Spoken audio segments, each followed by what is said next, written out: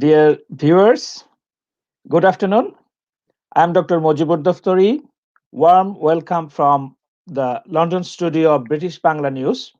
Hope you all are fine during this global corona pandemic. This program is broadcasting live from Facebook and YouTube channels of British Bangla News. In today's program, we will discuss on constructive news for a constructive world. Today, my guest is Mr. Ulrik Haagerup. Welcome, Mr. Ulrik Haagerup. Hi. Welcome to the Thank program. you. Thank you very much. Welcome. Yeah, Mr. Haagerup is the founder and CEO of Constructive Institute, Aarhus, Denmark. He was the former executive director of News, Danish Broadcasting Corporation. Before I go to place question to my distinguished guest today, I will provide a short professional background of him. Mr. Haagerup finished his studies in journalism from Danish School of Journalism in 1986. He was a research fellow at Stanford University. He also served as editor-in-chief at Nordisk Media and Jyllands-Posten. He also worked as a consultant in media strategy and change. He also has served as a member of World Economic Forum Global Agenda Council on the Future of Journalism. And he is the author of books like A Good Idea. Did you get it? And also another book, Constructive News. I'm a fan of this great book of him. It is really wonderful, and it is a must read for journalists in the world. He also worked as a member of the board of World's Best News, member of World Economic Forum Global Agenda Council on the Future of Media, among others. And for his work on journalism, positive journalism, he got other role in media. He got knighthood from the Danish government. And as you know, media is a very strong and powerful tool for construction or shaping of public opinion. That's why this communication theorist Marshall McLuhan said the medium is the message. That's why the journalists have a very important role to play, a constructive role to play to make the world better and also their communities and states, nation state better. My first question to our distinguished guest, Mr. Ulrik Haagerup, is what is constructive news? Why it is so important for building up a more constructive or better world? Yes, and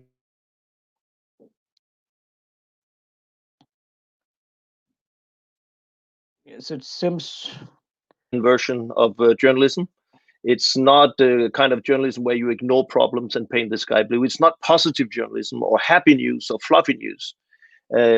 It's basically just a word for discussing how can we improve journalism and help society. And you are so old like me. Maybe you're not so old, but you're my generation. So you can remember when people started in journalism to talk about investigative journalism. And that was in the late 70s, early 80s. And the reason why people started doing that was because journalism was not doing a good enough job. We were putting our names on bylines. We were handing the microphones to people with power. And we were not really asking the right questions to them and not giving them the best obtainable version of the truth. So people came up with this idea of investigative journalism. A lot of people were against that at that time because every journalism is investigative, otherwise it's not. But the thing was, it was not investigative. It was not really doing what we were supposed to do for the public. The same thing with constructive journalism. Isn't every journalism constructive? Meaning have a clear purpose and rebuilding purpose of society, a beneficial purpose? And no, that's the case. Journalism is not always that. When we journalists talk to each other, and we often do, then we often reassure ourselves that we go to work every day and just do stories about important stuff, and we just do everything we do is to do good for society. But we have a culture, and increasingly in the digital age, where we try to fight for attention, and doing so by doing stories that impresses other journalists and gets our KPIs, our shares, our views, our clicks, and we focus that, and we think that we should tell people where is the most dramatic things going on, where's the most dramatic, the stories with the most conflict in it, where's the most sensational things going on, and we put that into our newspapers, in our newscast, and on our online sites, to such a degree that people think that what is extreme is normal. And why is that important? It's important because more than any profession, journalism is a filter between reality and the public perception of reality. And we people, humans around the world, make decisions not only when we vote, based on what we think are the facts, not what are the facts. So more than any profession, journalism is that filter. And so what we decide to focus on paints the picture inside people's minds about how other people, how the surroundings of me, and how's the world going. And if we in the news business have a culture where we focus on everything that is extreme, then people get a wrong picture about the world. They think it's more fearful. They think that crime rate is going up when it's actually going down.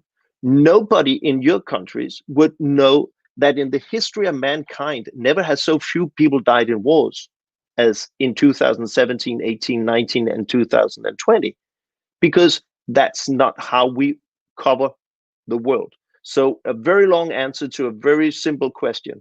Constructive journalism is a way of thinking about journalism that we should uncover problems, but add to that, what should we do about it? And put nuances, inspiration, and engage people in a dialogue on what could we do to improve society. That's what constructive journalism is all about. Yeah, thank you so much, Mr. Ulrik. I would like to know about what is your personal story behind writing this very impressive and very interesting book, Constructive News?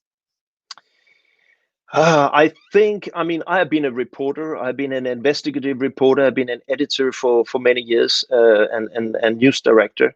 And I can say I have never lied in my journalism, and I don't know many journalists who have. But I have done stories that were painting a wrong picture, but it was a good story. It was not wrong, but it was not right. And my ambition was not always to do it right. And when we did a newscast, when I was news director at DR, I remember about a year in after I've got my job, I was at home watching the news thing of my family, and I was just watching it as a normal viewer. And it was stories about politicians quarreling. It was about a court case, about some suicide bomber. It was about killings. It was about things that had gone wrong. It was about crime. And in the end, there was finally the weather. The rain continues. And I remember I was sitting there thinking, I have to flush myself out in the toilet. The world is terrible. And I was starting thinking, what was wrong with that news program?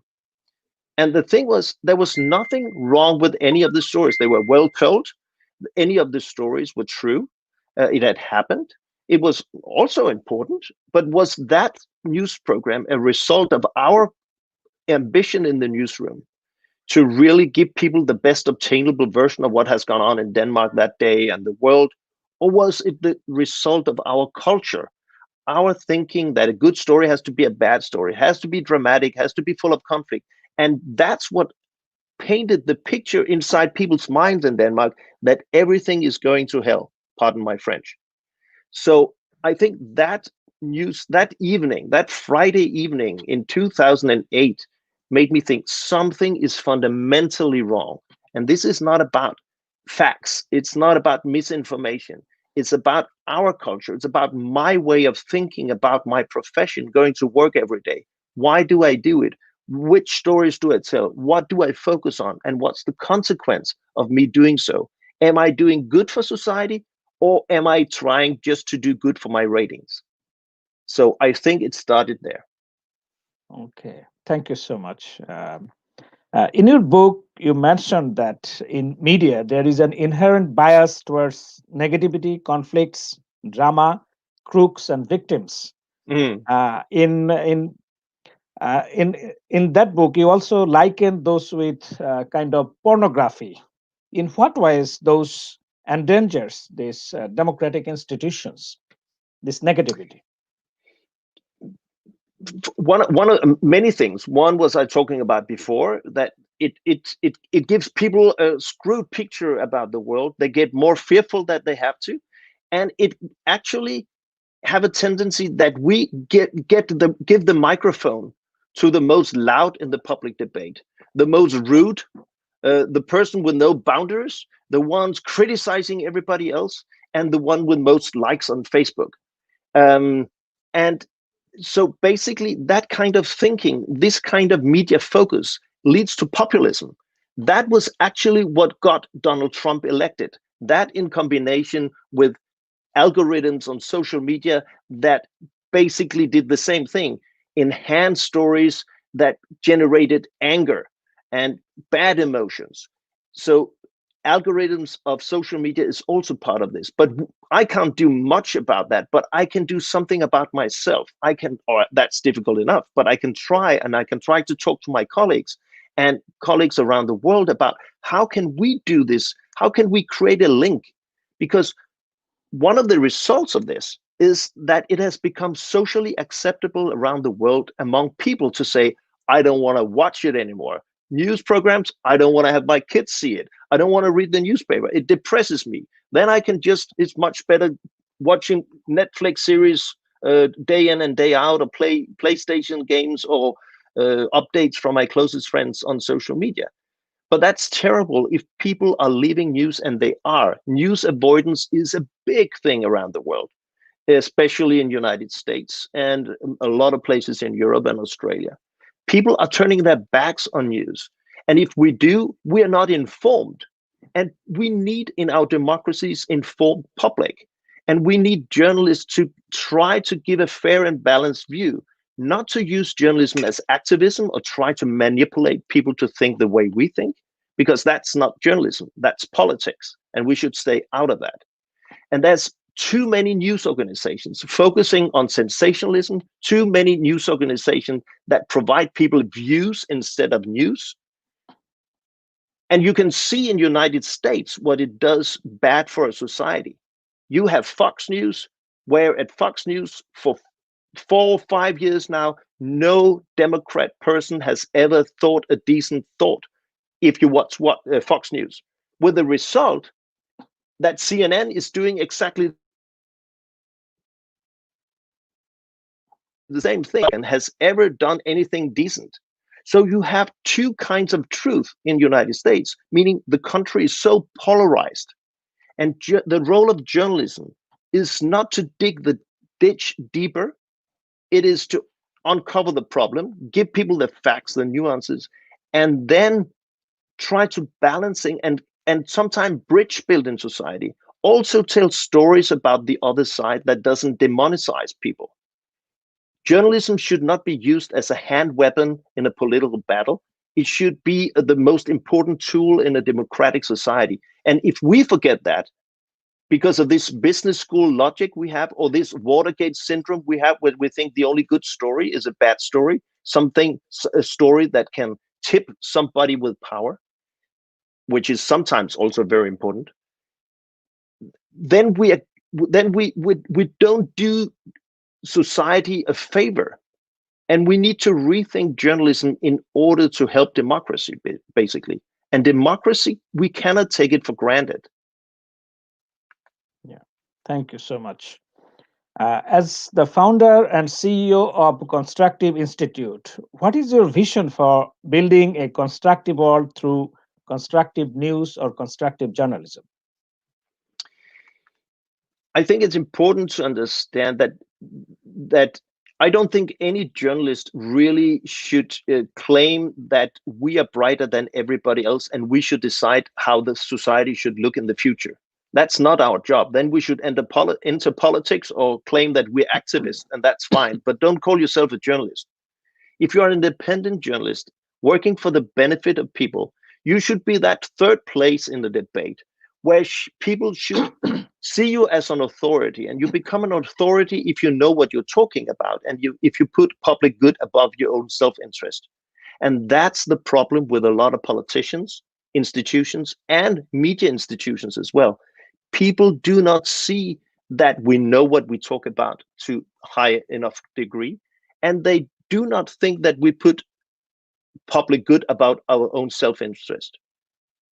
People find that politicians say whatever in order to get reelected. They think that news media is basically just trying to get the eyeballs of people, the clicks and the likes and the attention, or they think that we try to manipulate them to think the way we think about the world.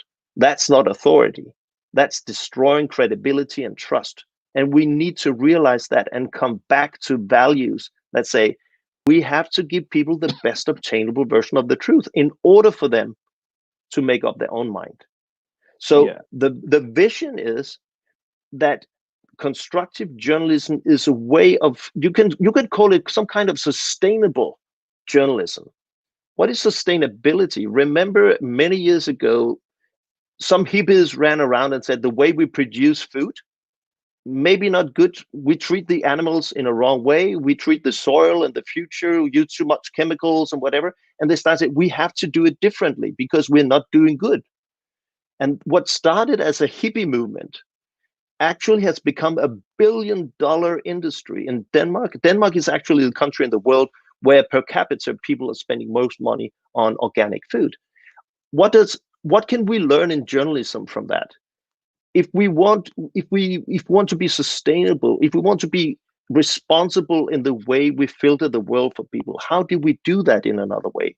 Can we orchestrate a debate without creating a boxing ring with a blue corner and red corner and box and please go on boxing because it's entertaining? Can we ask people to go in a debate not only with their mouth but also with their ears? Could we ask a question? What did she just said that you agree on?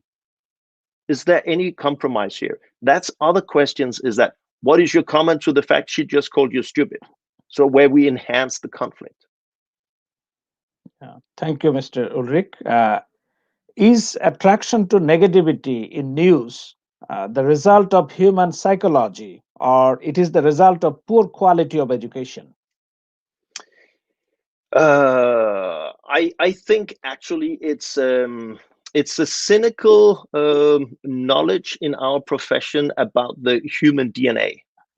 I mean, from the Stone Age, we all know that people actually would die if they were not constantly being aware of potential. Might be a saber jumping up and kill your child, right? So each time there's something, you're constantly alert. And we do that all the time. We tap people on the shoulders and you have to watch here. There's breaking news there. There's a fallen tree in Indonesia. There's a flooding in Bangladesh, and there's shooting here and a burglar there, and watch here. So very cynical, we're using that method, that DNA, to get attention from people. What I think we should remember is that there's psychologists teach us that there's one force being even stronger than fear, and that's hope. Hope is the reason people get up every day, in the hope that today might be better than yesterday. Hope is a very forceful thing.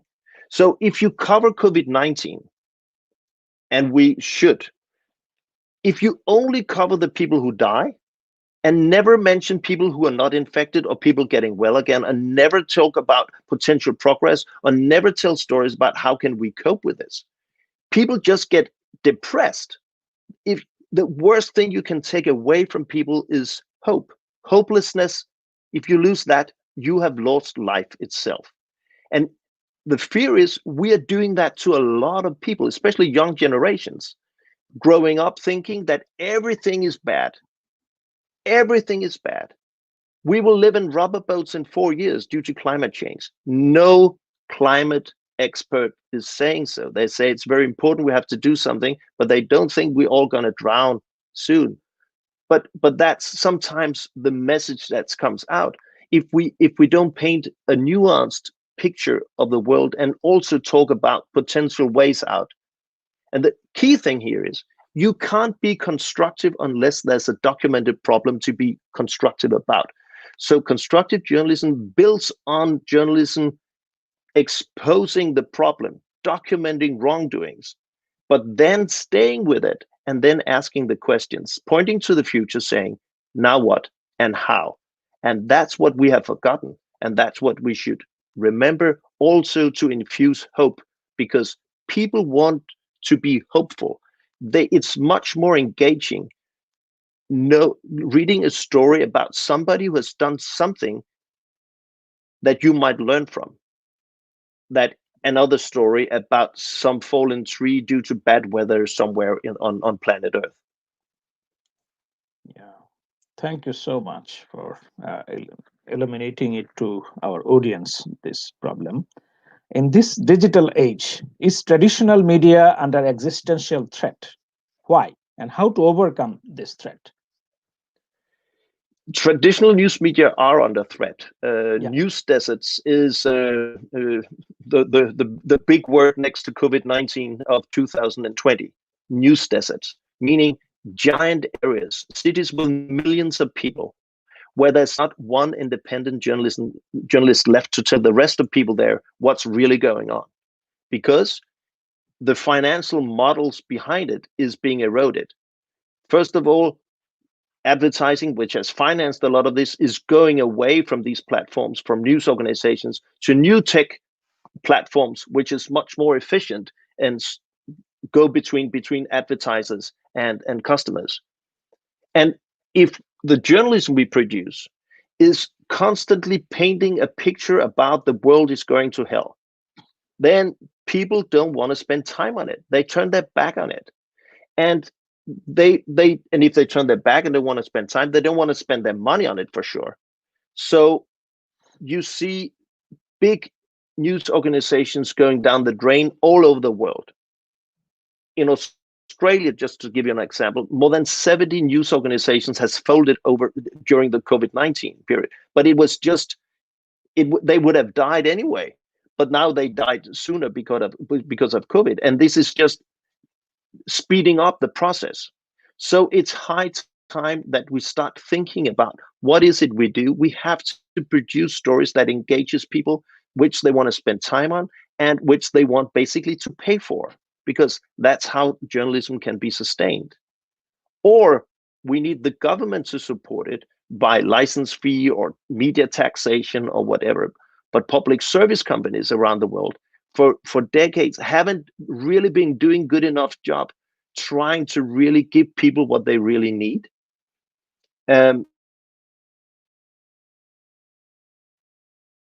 Sometimes government and not being trusted by people, sometimes being too political correct. So both in the private and public sector, journalism needs to dare standing in front of the mirror and take the consequence of what we see. And if you do as you always have done, you probably end up with the result you always gotten.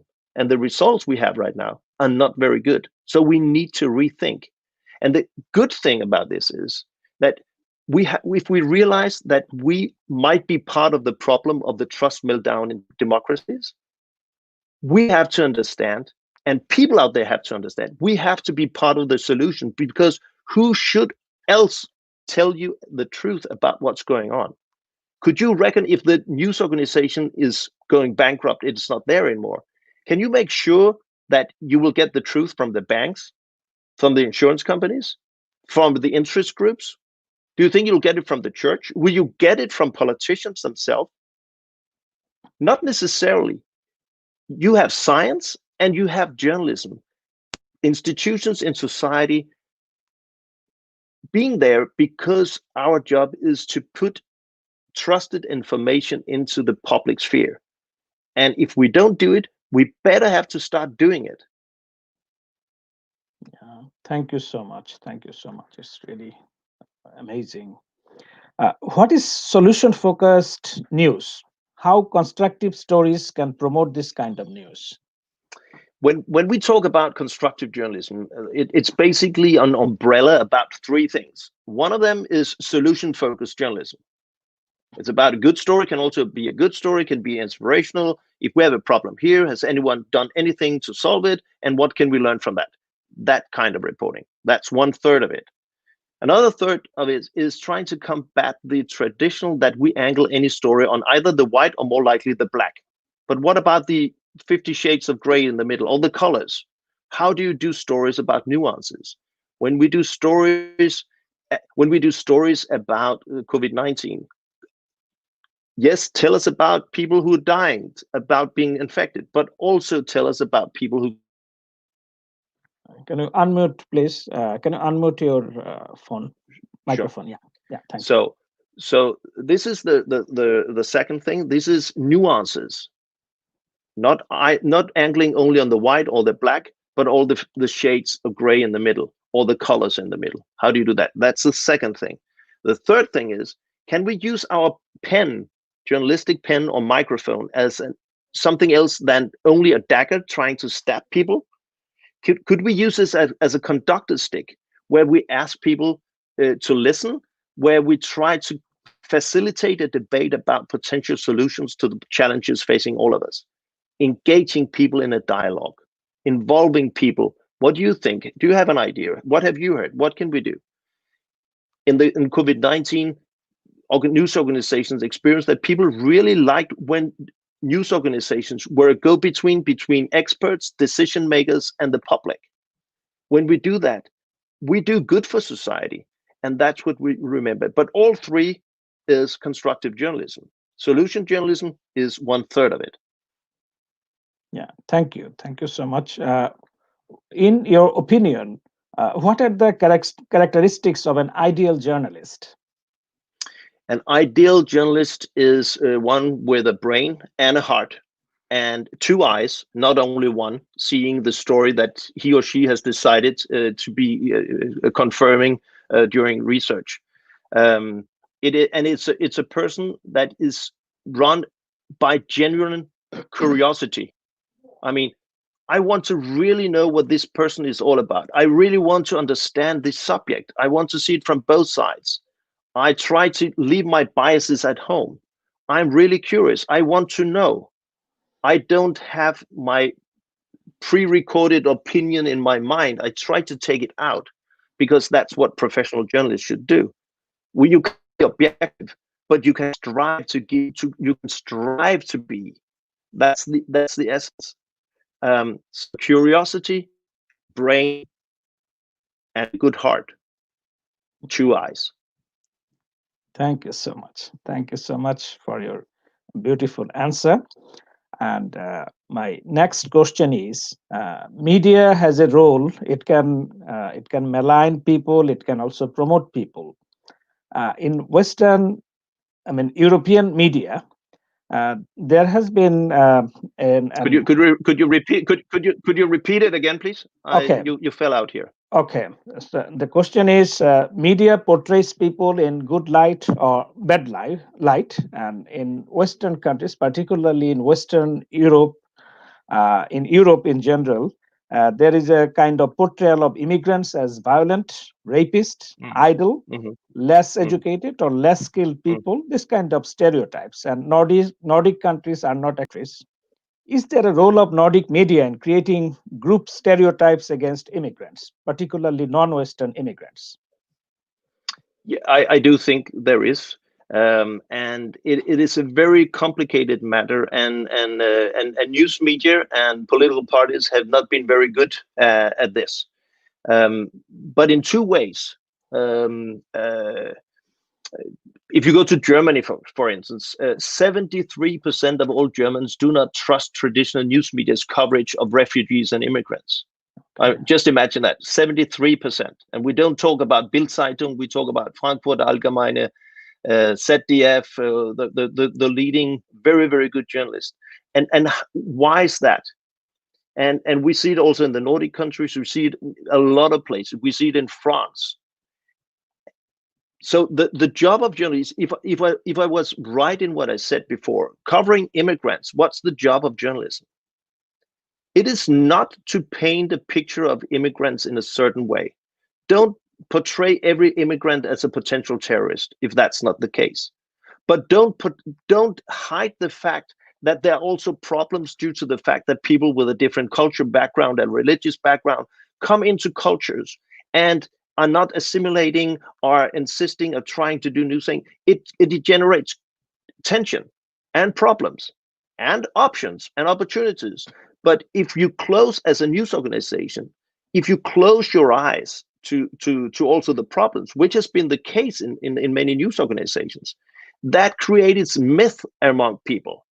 People think I'm not being told the truth, and sometimes they're not. And other news organizations, they go exactly the opposite direction and tell painting the picture of everybody who doesn't look like me. They are a danger to us, and they are us and they are them. So we have, in order to do good journalism about that, we have to see it with both eyes. Tell people, how are they? How do they look? Where do they come from? What are their aspirations? But of course, it's also interesting if a lot of people come to a country and say, I think my religion is more important than your law, for instance. That's tension, and you have to have a debate about that.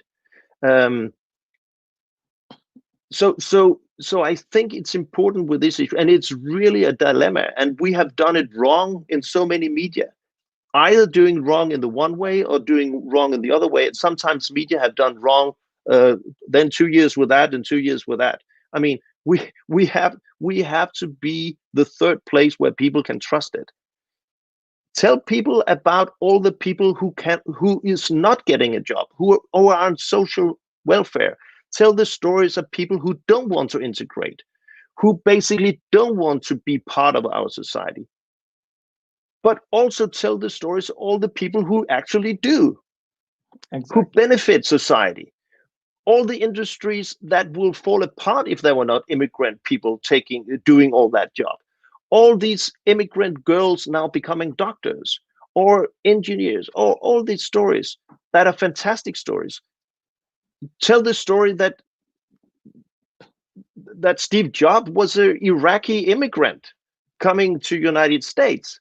And immigrants has been behind some of the biggest inventions, including the COVID-19 vaccine in Germany, made by Turkish immigrant workers. I mean, let's tell those stories too, but let's not ignore the stories of extremists. But let's tell, because there are Muslim extremists, does that mean that any Muslim person is an extremist? No, it's not. Yeah. Because full Muslim is an extremist, should we then stop covering the extremist? Because if we do, a lot of people say we're not being told the truth. And our job is to give people the best obtainable version. So it's a very long answer to your question, but it's very complicated. And we just have to be straight in journalism, saying we're journalists. We are not politicians. We are not activists. We are not here in order to say we need to have more immigrants or we need to get all the immigrants out. That's not our job. We're journalists. Yeah. Thank you so much for very illuminating answer what you gave. I mean, East-West synthesis created brilliant minds such as Mahatma Gandhi and Rabindranath Tagore, the writer from Bengali writer. They were students or migrants in Europe once. How do you see the West and the East? What values they represent in your opinion, and what are the key barriers to East-West cooperation at this moment? Many questions, though. I think there's a lot we can learn from each other, and let's talk about not your country, not my country, but let's talk about, say, the African continent. If you ask people in Bangladesh or if you ask people in Denmark about what do you think when you think about Africa? What do you think they will answer? They will talk about starvation, right? They will talk about people dying. They will talk about civil war. They will talk about Ebola. It will talk about hopelessness, because that's the picture we have created by reading, watching news about Africa for decades. Because nobody, no news organization sends news crews to Ethiopia to do the story about the growing middle class. You Exactly. never send news crews to Rwanda and Burundi to talk about how how power is changing due to democratic elections, and the prosperity is growing and a lot of opportunities and new industries coming up. You don't do that. We send news crews to Mali to cover the civil war. We go to Ebola country if there's a scandal there. We do stories about HIV. We do stories about starvation if we can get Red Cross to pay for a flight ticket to a refugee camp. And of course, we should cover that as well. But if we don't cover the other thing, people have a wrong picture about Africa. And the worst thing is that people in Africa, thinking that journalism is the way we do it in the Western countries, is the way they should do it. So they also they cover hopelessness or stupid entertaining story in order to attract advertising. So no wonder if you're a 26-year-old healthy guy in the middle of Africa thinking, looking around, watching his phone on news about his own country, thinking, my future is not here. My future is somewhere else. Let me get on a rubber boat and get out of here. Yeah. So I think we need to get a realistic picture about each other.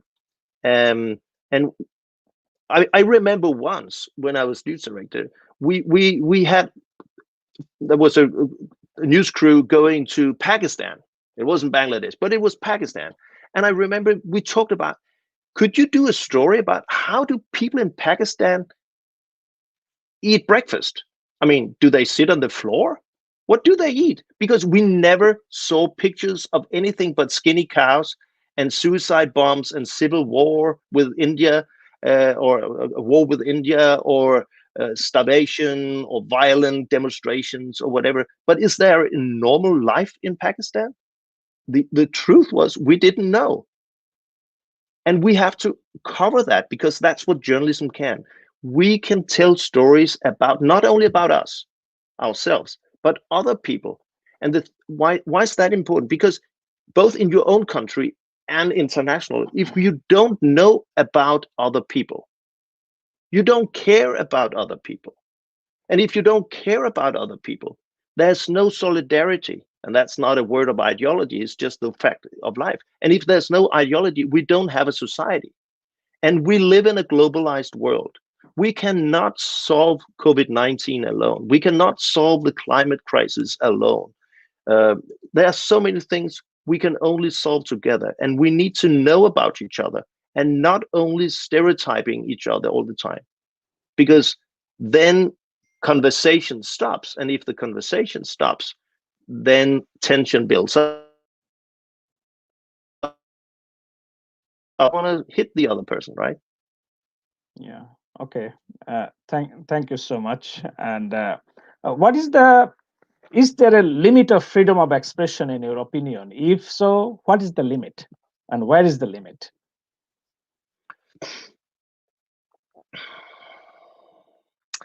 I I think we spend a lot of time on talking about freedom of speech, and it's also important in these areas where there's censorship, where you can't express yourself. But honestly, in most democratic countries, do we really need more people using their freedom of speech? Is that the most urgent thing for us? More people shouting? I think what we really need to think about is that the most important urging human right should be access to trusted information. And the truth is that a lot of places in the world, people don't have access to trusted information, not even in democratic societies. So that should be talked about. And then, of course, crack down on censorship. But we can't solve it by but just letting more people express themselves on social media and shout and use their freedom of expression. It's getting us nowhere. I'm not talking about taking it away, but I mean, that's not the problem. The problem is that people think they can define their own version of truth on everything. There is something called truth. Paris is the capital of France. You might have alternative facts about that, but you're wrong. Yeah. Okay. Thank you so much. You're And welcome.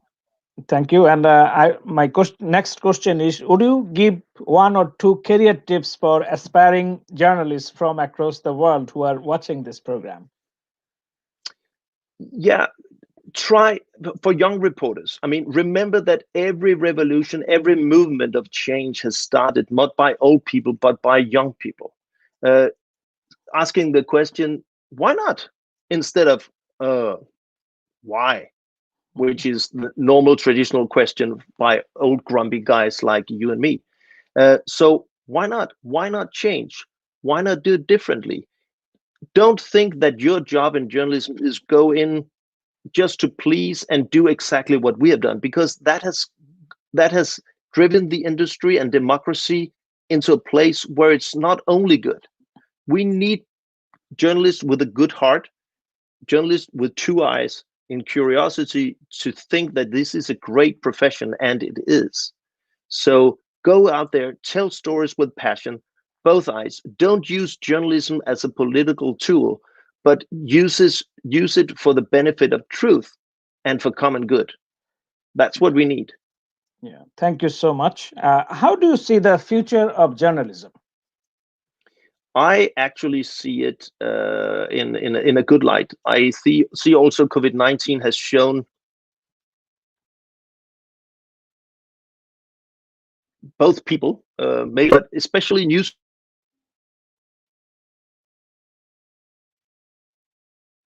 Yeah.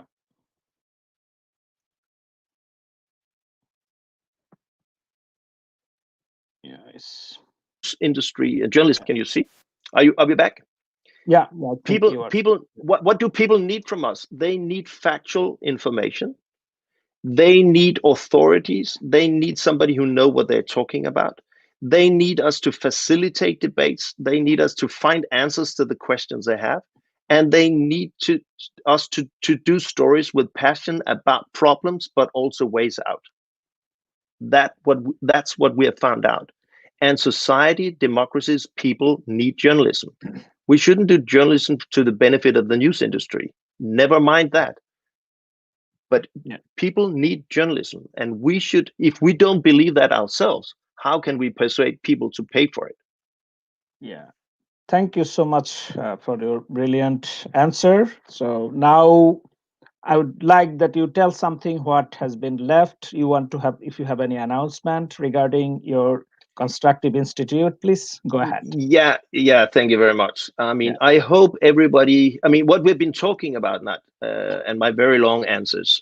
We try to create a global conversation about this because we all need that. And by we, I mean journalists, editors, publishers, future journalists, and people caring about democracy.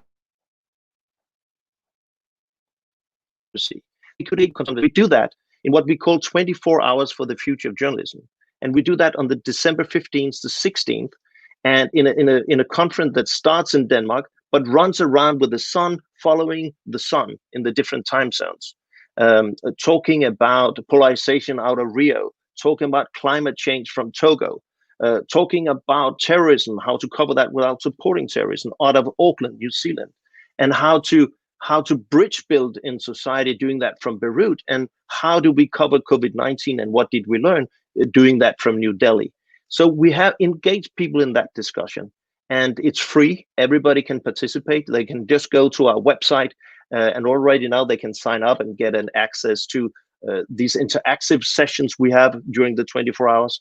And it's on constructiveinstitute.org, and you can just sign up there. We don't make any money on it, and it's not to make money. It's in order to create this conversation about something which is so important, not only for journalism but for democracy. How do we make sure that we are not only part of the problem but also part of the solution? I think due to some technical difficulty, was it a seminar or something? Something dropped. Was it a seminar or conference? If you would It's repeat. it's it, it it's a conference. It's a global online conference. We had a little promo sent out on social media, and now more than 3 million people around the world has seen it. I don't know how many will watch it that day, but everybody's invited, including your viewers. Thank you so much, dear viewers, and as well as journalists from Bangladesh and across the world. Please join us, Mr. Ulrike Haagerup's initiative. This Constructive Institute is a brilliant place. I think this institution has lots to offer to the world Hmm. regarding building a constructive world. We are near end of this program now. I take this opportunity to thank our distinguished guest, Mr. Ulrike Haagerup, the founder and CEO of Constructive Institute, Denmark. It's based in Aarhus. And he is also the former executive director of News, Danish Broadcasting Corporation, for giving his valuable time to British Bangla News and its viewers.